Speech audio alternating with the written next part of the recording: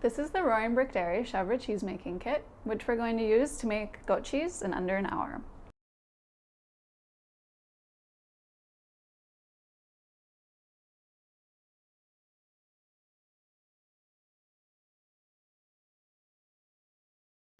Preparation. Measure 1 teaspoon of citric acid into 1 cup of cold water. Filtered or bottled is preferable. Stir to dissolve completely and set aside. Break the rennet tablet into quarters and dissolve a quarter rennet tablet into a quarter cup of cold water. Stir to dissolve completely and set aside.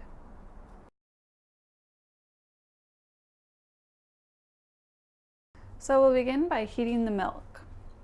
The milk is pasteurized but not ultra pasteurized, which is important because the naturally occurring bacteria in the milk is needed in order for the curds to properly form. Gently pour the milk into the pot.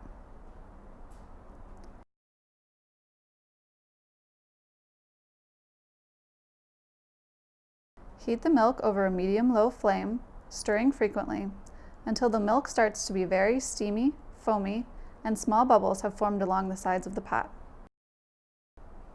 If you have a thermometer from our mozzarella making kit, the temperature should reach 185 degrees Fahrenheit. It should take around 15 to 20 minutes for the milk to heat up.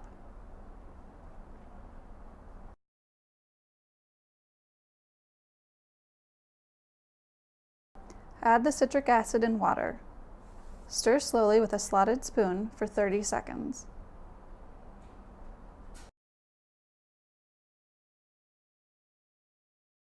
Add the rennet and water. Stir slowly with a slotted spoon for 30 more seconds. Turn the flame off. Cover the pot and let it sit for 10 minutes. So after 10 minutes, we're going to get ready to start draining the curds. So you'll take your cheesecloth and you'll want it folded at least once, maybe twice, and line your colander with it. And then you can place your colander into the sink. Using your slotted spoon or a strainer if you have one, gently lift the curds out of the pot and let the whey drip back, and then gently transfer them into the cheesecloth. So at this point, after the curds have been draining for 10 minutes, we're going to add the cheese salt.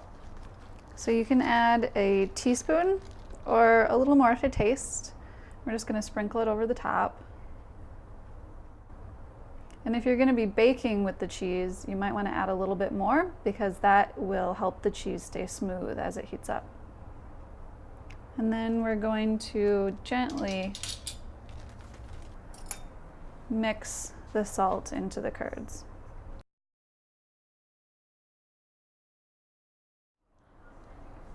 Place your cheese mold in a shallow dish or a bowl, and then gently lift the curds from the cheesecloth into the mold.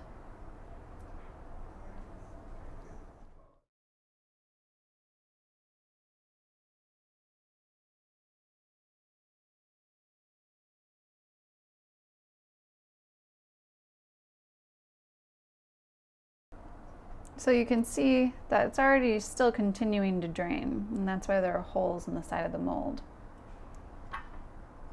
So once your mold is full, we're actually going to place this in the refrigerator and let it continue to drain for at least 2 hours. And the longer you let it drain, the firmer it will be. After 2 hours, run a blunt knife around the inside of the mold to loosen the cheese.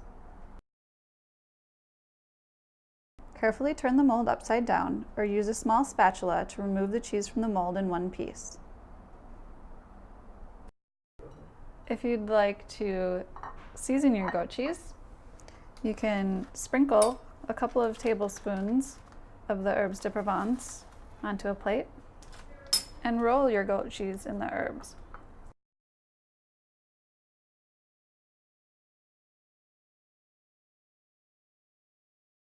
And so now you have your fresh homemade goat cheese.